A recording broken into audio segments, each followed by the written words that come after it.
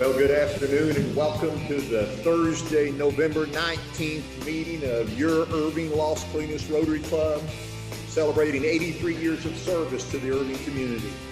You'll stand with me. Our invocation will be led by Reverend Shane Webb, our pledge by Harry Chris. Neil and Sandra will lead us in singing God Bless America. John Van Buren will introduce our visiting Rotarians and guests. So, Shane, let's pray. We all pray. Heavenly Father, we come to you this day and we lift up to you our city. God, we pray for this community around us, for all the financial, health, and mental struggles that are ongoing. Lord, we ask for your help and for your grace. We pray for this group of your servants dedicated to helping the least of these. And God, may we have strength to serve your people who are in need now more than ever. And we ask that with your help, we can continue to do things that better and improve the city and community around us. And we ask these things in your name. Amen. Thank you, Shane. Harry, lead us in the pledge, all right? To the flag of the United States of America and to the republic for which it stands, one nation, under God, indivisible, with liberty and justice for all. Neil?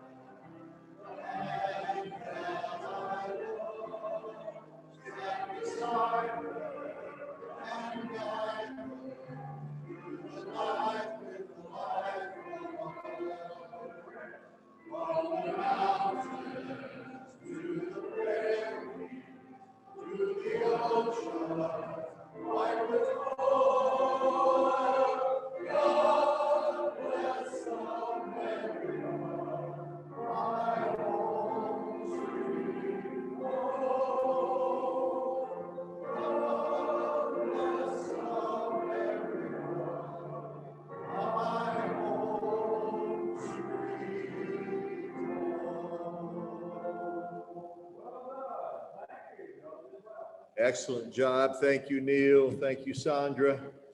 On that note, I want to remind all of us that 4 weeks from today, on December 17th, we'll be celebrating our Christmas program with the Davidson family singers. So we're going to have the boys here and looking forward to that. So Neil and Sandra, we thank you for helping to arrange that.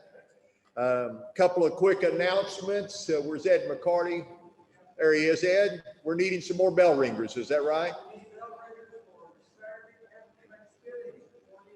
Saturday the 28th. What times are you needing? Multiple. December 19th from 4 to 6. We need 2. And what time on November 28th?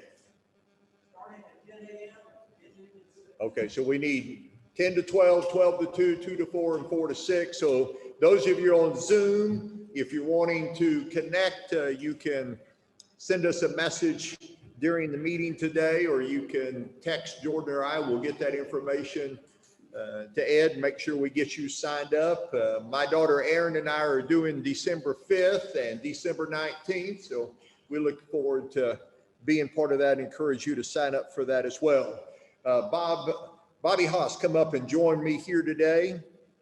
We have begun doing our Rotary Attendance Awards, and we've got 3 attendance awards to do today. So, Bobby, who's this first one? Come over in front of the mic and the camera so they can see you there.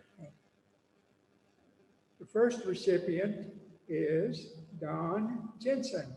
He has 14 years of service. Don Jensen online there. Let's give Don a great hand.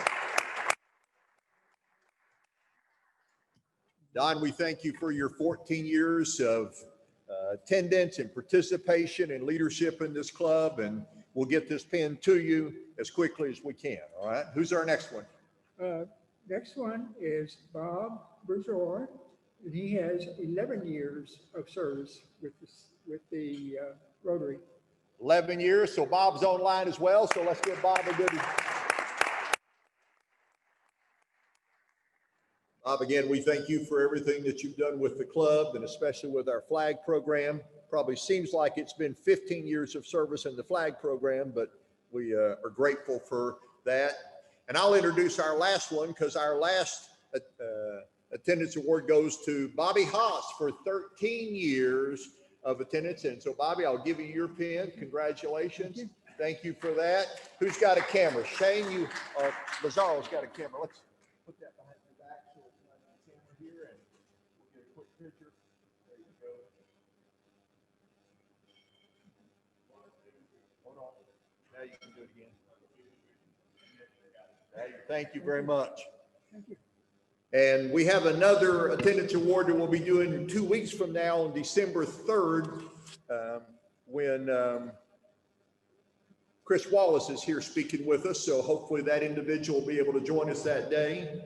But we just want to do our part in thanking the club members for their attendance and participation. I do want to remind you 2 weeks from now on December 3rd, when Chris Wallace is here, we're going to have a special recognition that day for Dan Matkin. And Dan has agreed to come and attend the meeting that day. We're just asking all of you that feel comfortable being here in person, do that. And Dan is aware of the award. His wife is aware of it. So it's not necessarily a secret, but we just want to honor Dan for all the work that he's done. So whether you join us on Zoom or join us in person, December 3rd is a pretty important day. And then we're also going to do some recognition on December 17th at our Christmas program. So I think that is all of my announcements, other than the fact, how could I forget John Van Buren to introduce our visiting Rotarians and guests. And we have, sir.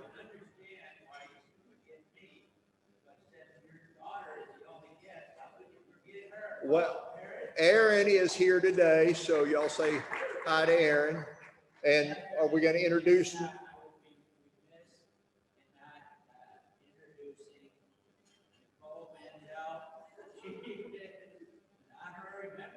It's pretty close. I think it's 2 more meetings and we can make her an honorary member. But Nicole is here in the presence of Magna Hernandez. I am very grateful that when Magna is unable to attend, she sends somebody. And so, Nicole, we're glad you're here today. Looking forward to the Thanksgiving break, I'm sure, as most of the educators are. Well, we've been looking forward to it for a while to have City Manager Chris Hillman come speak to us. The introduction for Chris is going to be done by Chris Dobson. So, Jordan, how are we going to switch this up? So we got a microphone so Chris can do that. You need to mute me up here and bear with us, Chris. We'll give you the thumbs up here in just a moment.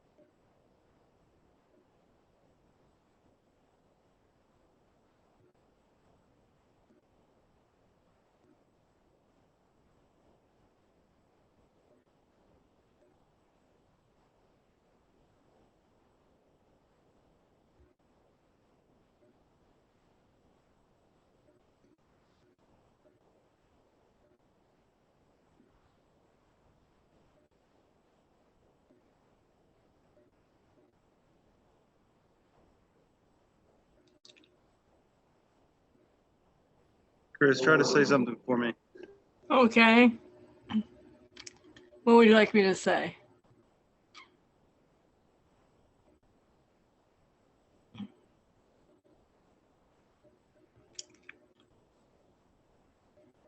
Chris, are you introducing? Yes, I am. Go ahead.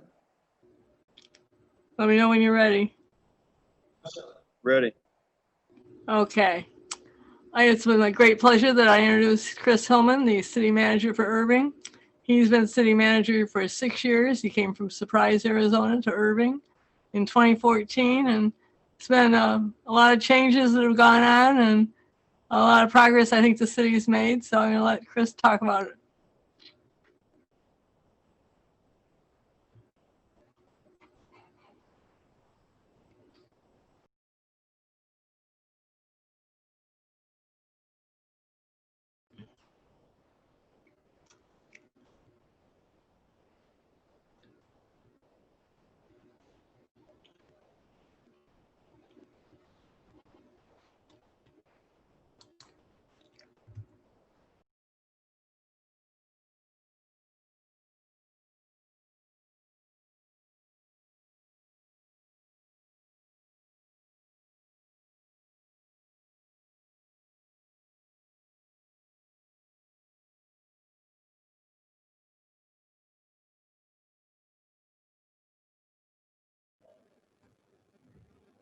So I think they just unmuted me so Digital Land can hear. So hopefully everybody in Digital Land can hear.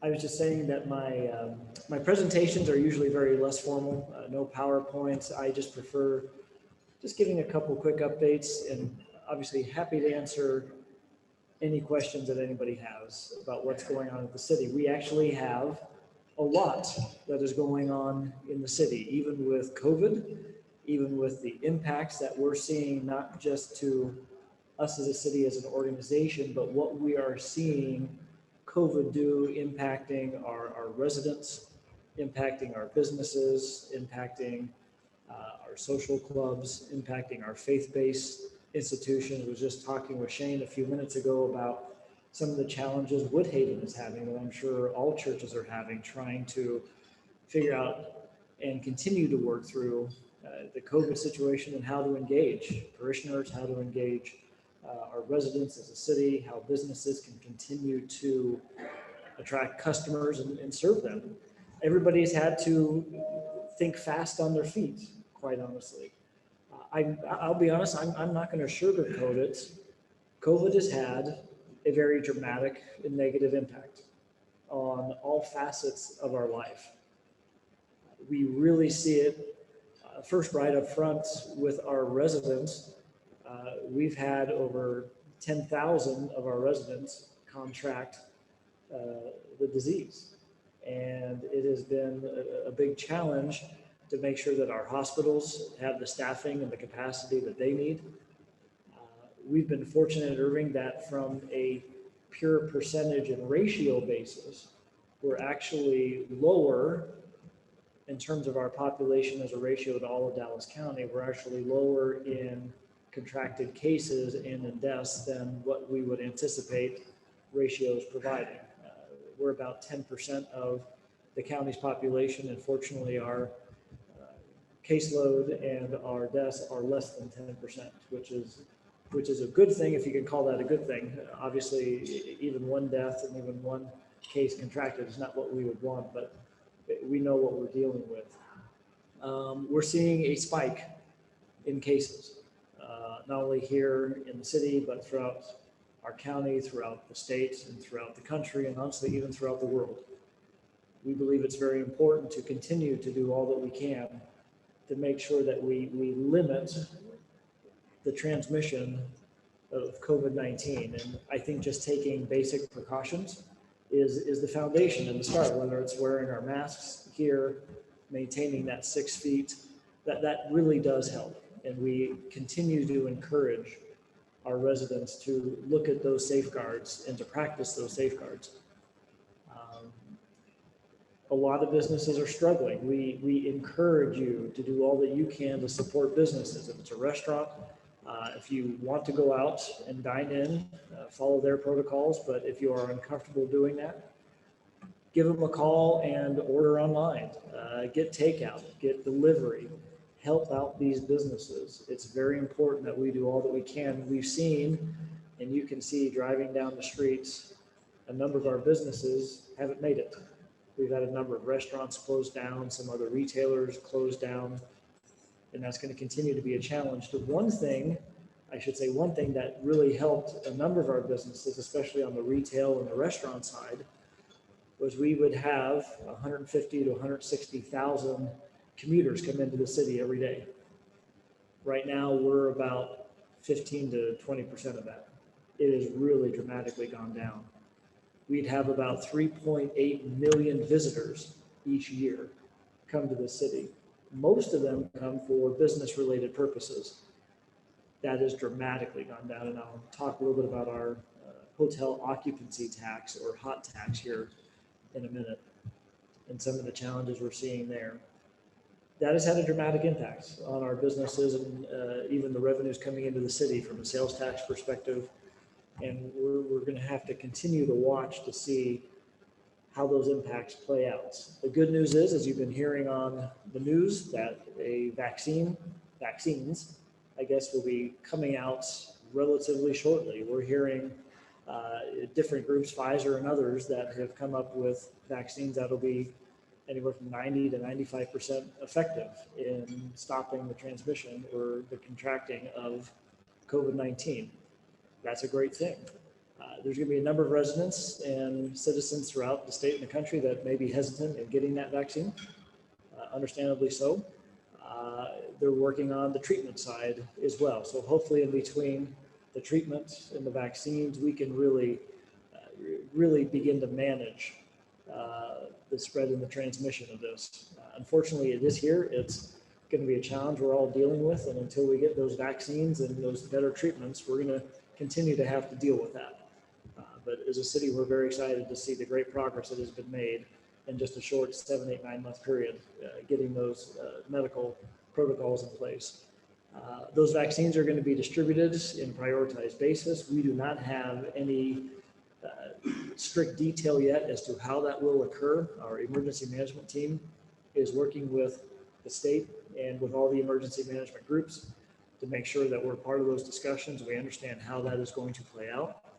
It will be going to, in a priority basis, to first responders first, medical workers, those that are in special need, elderly, special underlying conditions. Those are going to be the first and the second and third phases of that distribution for those vaccines. We are hearing and understanding that probably by spring or next summer, it will be more widely available to the general population. As we get information, we will get that out to you as our residents as we get that to help keep you all informed from what we're hearing. From a city perspective on how it's impacted us as an organization, obviously from a revenue perspective, a tax perspective, especially from sales taxes, those have been impacted. If there's a silver lining to this, especially when it comes to sales taxes, we thought that we'd be down a lot more in sales taxes than what we have to date experienced. Back in March and April, when we were making our projections, when this thing first hit, we thought we'd be down 25 to 30 million in total revenues. The fiscal year that just ended, which ended on September 30th, we began our fiscal years on October 1st. Again, we thought we'd be in the mid-20s. We are actually down about $6 million. That's still a $6 million hit, but that was far less than what we thought in sales tax, property tax, fines, forfeitures, fees, franchise fees, etc. That's the good news. On the hot tax side, again, this is our hotel occupancy tax. We have in the city 12,000 hotel rooms. And as you can see, driving down some of the high streets and highways, there's even more hotels that are under construction. A very interesting time. They obviously weren't planning on that, but in some cases, we're seeing that construction go very, very slow as they're trying to wait out some of the impacts for COVID. But as I mentioned, we have almost 4 million visitors each year. And our occupancy rate was well into the 70s and 80s. Especially during the week, a little lower on the weekends because we're a business destination. But that brought in $26, $27 million a year in hot tax revenue. We're planning anywhere from about 12 to 15 million this next year. Now, how does that affect the city? We've bonded against those hot tax revenues in 3 particular areas. One, our convention center is where we borrowed the money to build the convention center. Maura and her team are doing an outstanding job trying to get and drum up as much business as they can. The challenge is there's not a lot of conferences or conventions happening right now. There are still some weddings, there's still some smaller meetings. They're able to capture a few of those opportunities, but quite honestly, when we were having the best year ever, which was preceded by the best year ever, which was preceded by the best year ever at our convention center, it's been a really tough haul. They've had to lay off a number of folks over there at the convention center. The contract group that we have that manages it, they've obviously had to lay off a whole number of folks, which is very sad. We'd love to get them back. We're going to get them back as quickly as we can, just as soon as those numbers go up. The other area that we were paying our hot taxes for was our entertainment center, the Music Factory. If you all have had a chance to go down there, that's a city-owned facility. We have a lease with the developer and the manager of that, but we are using revenues from hot tax to help pay off the debt service that we have with that, as well as our new convention center hotel, the Westin. So the bad news is the hot taxes aren't coming in as high. The good news is we figured at some point in time that was likely going to happen. And so we put policies in place and we put dollars aside to help cover us just in case we had the rug pulled out from underneath us. So as a city, we were well prepared and we are able to weather using fund balance and ensuring that those debt services are paid for and that those facilities will continue to operate. So that's the good news. As a city, we really tried to prepare for the worst. In fact, when we built the convention center hotel, the Westin, we stress test that 72 different ways to make sure that the revenue is coming in. We added in at the time, the 2001 terrorist attacks. We added in the Great Recession. We multiplied that by 3, added an exponent of whatever, just to make sure we were covered. And quite honestly, we're very grateful that we did that, given what we see, because we did not anticipate a complete stoppage, a 100% complete stoppage of all business. And by us planning in advance for that, we're able to weather that. So right now, as I'm standing here, yes, we've been impacted as a city, but not to the degree that we thought we would be March and April. Now we're going to continue to see how this plays out. We think that this is not going to be something that we're going to bounce back immediately from over the next 5, 6, 8 months. We see this as a 12, 18, 24, and honestly probably a 30-month clawback up to where we think the previous levels were and what we would be able to get to. We cannot wait to get all these visitors back. You know why? They come in, they spend their money, and they leave. We love that because we then get the dollars and go out there and pay for our services. And then we want them to come back. And Maura and her team do a great job of inviting them in.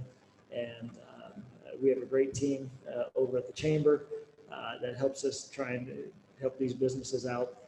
And speaking of economic development, we are continuing to move forward with a lot of good projects. Even though things have slowed down a little bit and projects and prospects have tapped the brakes a little bit, some projects are still moving forward. And we're even working on the zoning case right now that was just approved that's going to build the first office tower in the Las Colinas urban center within the last 30 years. And so we're very excited about that. That zoning case was just approved by the council. We're now working with that developer to finalize our development agreements. The city is going to be providing some incentives using the TIF dollars that have been created over there in that district. And TIF is the tax income and financing dollars that have been set aside just for that purpose. Those are tax dollars, increment dollars that are created within the urban center that we then use to incentivize development within the urban center. And we're going to be finalizing that. And we're hoping to see a 15-story office tower come out of the ground on the corner of Las Colinas and O'Connor, right at the entryway of the urban center. So we're very excited about that. It's going to be a great opportunity and more details will be provided, but the zoning is moving forward and has moved forward on that. As a city, we're also moving forward extensively with a lot of capital projects. Right now, we have as a city over $400 million in active capital projects. And that is across all aspects of city services, from roads to water, to sewer, to storm drain, to new fire stations.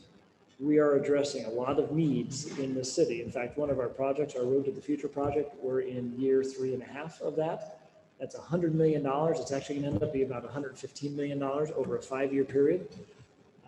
Our goal as a city, and I know some of you may not like to hear this, but honestly, our goal as a city is we wanted you to see orange cones everywhere. Have we succeeded in some aspects of that? I hope so, because it's not only 100 million in roads, and you're beginning to see a lot of those overlays and those reconstruction projects, not only beginning, but wrapping up. We're also going to be spending over the next 5 years, another $110 million in storm drain. For those of you that were here in 2015, anybody remember the floods of 2015? That was a year after I got here. And they said, we're in a drought, we're in a drought. In the 6 years I've been here, I've yet to see Texas in a drought. But because of those floods, we found a lot of weaknesses in our system, especially in our flood area. And so the city council's put together a plan, a 5-year plan to begin to address that. Now that 110 million is only going to address under 50% of what we were able to assess of our system, which was about a $250 million assessment of what we need to do. And that assessment only covered about 58% of the total system. So we have a long ways to go, but even with that, doesn't matter how long we have to go, it's just most important to just start that first step. So off we go. So you're going to see a lot of those drainage projects. Now, what does that mean? For some homeowners that are in the floodplains, we're able to take those homes out of the floodplain, which means they're now spending less on insurance because they don't have to have flood insurance. So there is a very much a direct impact for those residents that are close to those canals. So we're taking them out of the flood. Water and sewer, there's a lot of water and sewer projects. We have 50, 60-year-old infrastructure underneath the ground. And a lot of this, we don't see as residents. We turn on the tap and out comes clean water. We take it for granted, and that's good stuff because we know when we take it for granted, the system is working. But back behind the scenes, it's just like your sprinkler system. When it gets old, you turn it on and you have leaks all over the place. Same with our system. You have some really old clay pipes out there, and every now and then they just spring a leak and you got to go in there and you got to fix them. So we spend about 40 to $50 million a year in our water and sewer just to make sure that we have our system up to speed and able to provide all of those services. So there's a lot going on. We have the legislature that is coming up, our next session. The last session was not very kind, to be perfectly blunt, to cities. There was a very aggressive attitude from the legislature towards cities when it came to taxation and revenues.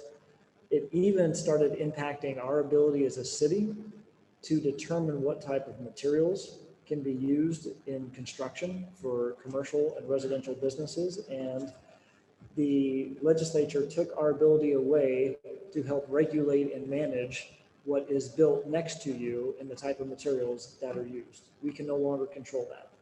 So somebody comes in and they want to build a big metal shed and they want to use those materials, so long as it fits within the setbacks and all the requirements that we have, we cannot regulate the type of materials anymore. The legislature took that away from us. They limited the abilities for us to be able to collect revenues as well. And eventually that's going to catch up with our ability to pay for all of our services that we provide from police and fire. We're now capped at 3.5% each year. And just the the expense increases we have for our police and our fire departments relative to giving them their market adjustments, their COLA adjustments, their step adjustments and pay and benefits. The cost of those services are over and above what we would be able to collect in property tax with that 3.5% cap. So we're going to have, and our council is going to have some very significant policy discussions on how they want to begin to manage what could be lower revenues coming in. The good news is, as a city, we're continuing to grow quite a bit. So those caps aren't placed on the growth that first year, but then they're placed in the second year once those valuations are eventually added. And as I always say, if you want to know where the tax and spend problem is, and this is, I'm just going to be blunt, hopefully we don't have any state representatives in here. Each and every year in property tax, our city collects about $115 million. That's from all commercial, all residential, about $115 million. The total cost for just our police and our fire departments is $120 million. So we don't collect enough in property taxes to pay for just our police and our fire departments. In fact, we have to use other revenues, sales tax, others to help pay for those, as well as every other service the city provides, parks, recreation, libraries, planning, zoning, everything else. Now, when we pay our sales tax, each and every year, this city, just the city of Irving, each and every year, we create and generate about $580 million in sales tax. 580 million. 70 million of that comes to the city. 70 million goes to DART because we're part of DART and that's our 1 cent DART. The other 440 million goes to the state of Texas. $440 million every year goes to the state of Texas. So the next time we're talking about taxing and spending, who are you going to call? We encourage you to call your state representative and ask them, what are you doing with our $440 million here in Irving? How's that coming back to us? And I say that with all due respect to the legislature, but as they're looking at figuring out ways to lessen the impact on taxpayers, and we agree as property taxes and sales taxes, the city, we're very responsible in how we spend those. The same standard should be held to the state as well. And what have we gotten for our $440 million from the state? Is a question that we are going to be constantly asking them. And they have a big challenge right now at the state level. They have a big challenge. They're going to be about 6 to 7 billion in revenue loss, and they're going to have to balance the budget off of that. One of the biggest issues is education and how they're going to pay for that. Last session, they used some one-time dollars to pay for some of the education increases that they provided. Most of that was to teacher pay. The problem is they only used one-time money. They used, in essence, rainy day funds.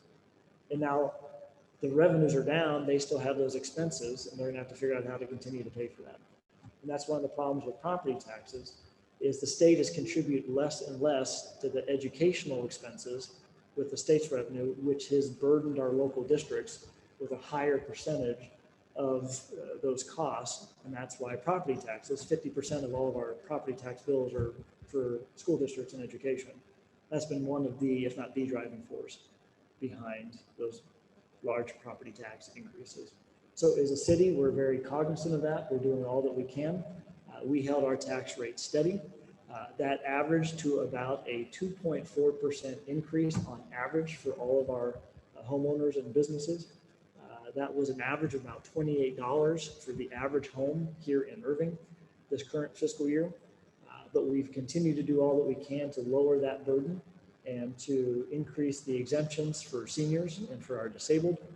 And we're going to continue to do all that we can to lessen that burden and still balancing that out and providing the services that each of you are asking us to provide. And there's a lot of services out there. We run the gamut, and we have a great team. We have 2,300 employees that go out there each and every day and knock it out. We've had a very large investment in public safety. Over the last 4 years, we have added 120 new positions in just police and fire. That is 60 new police officer positions and dispatch positions, as well as over 60 new firefighter positions to help staff our new Station 12, to staff our new Medic 1, and to bring in more fire inspectors for all of our commercial businesses. That is a massive investment in public safety. And that's very important to the city. And we're going to continue to do that to make sure that we live and continue to live in the safest city in the country. And I would dare say, and I'm probably very biased, but I'm going to say it, we have the best police and fire departments in this country. They do a phenomenal job. And I'm very pleased and very proud of what they do. So all in all, I mean, I could go on, I could talk forever about things, but I'm more than happy to take questions. Yes, sir. Chris, how many families, refugee families from Central Louisiana are we still housing in Irving? I don't know where we're at now. When we had the hurricanes coming through, there were a number of hotels that we identified, and our emergency teams worked with those hotels and with the state to bring up and to house a lot of evacuees. At one point in time, we were about 1,000 evacuees. The last update I had, it was probably about 3 weeks ago, we were down about 200 or 300.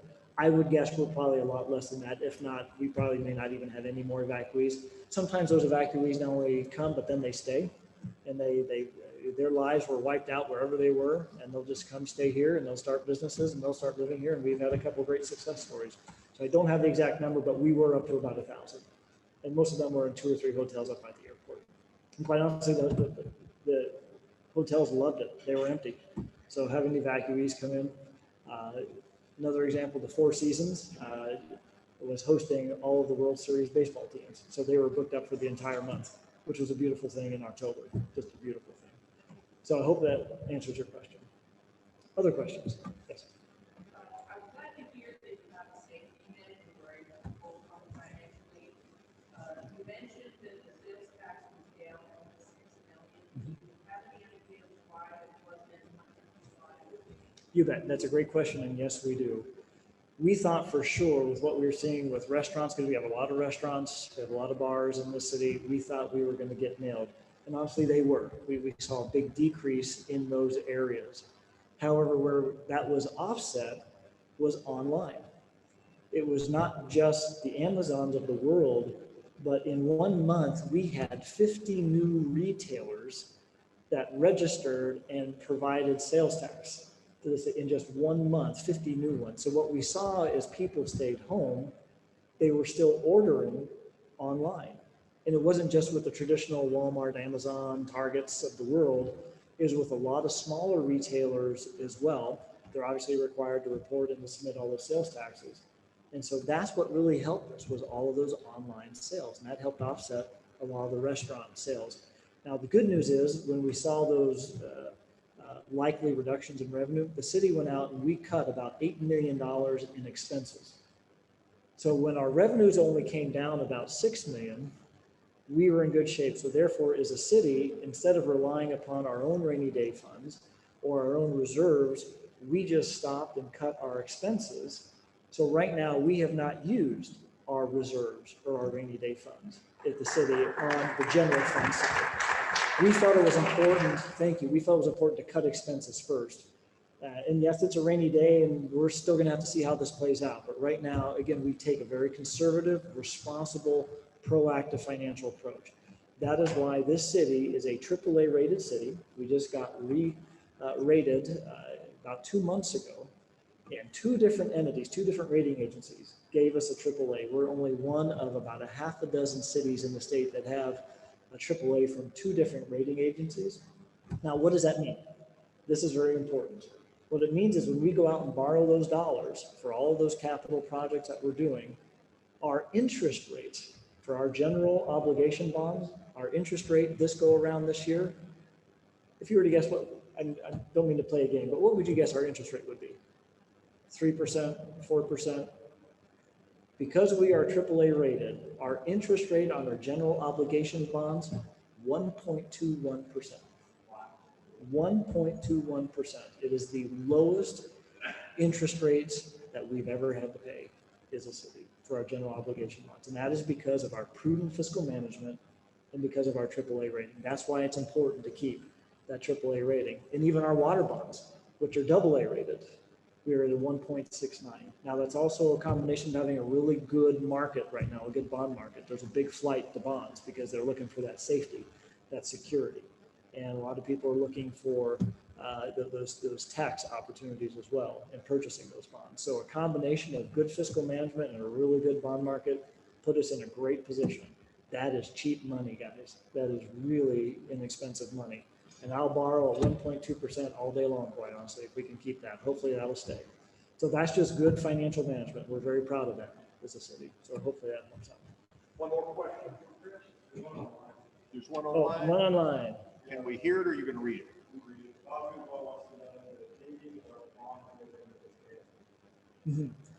Good question. I think the question was, Bob, if I understand, I'm looking over here. We had the bond election that was scheduled for last May. Bob, I think you even served on that board, if I recall correctly. I got the thumbs up from Bob. Last May, well, actually even before that, the August before, the city had put together a bond committee. Every number of years, probably about 8, 10, 12, actually maybe even 15 years, we'll put together a bond committee to put together bond proposals that then go out to the voters to consider. And there's going to be a certain number of propositions, and they cover everything from public safety to parks to libraries to facilities, you name it. Arts is included in there as well. And on the bond election that was going out this last May, the bond committee, which was made up of residents that the council members had asked to serve, put together $570 million worth of projects over 12 different propositions.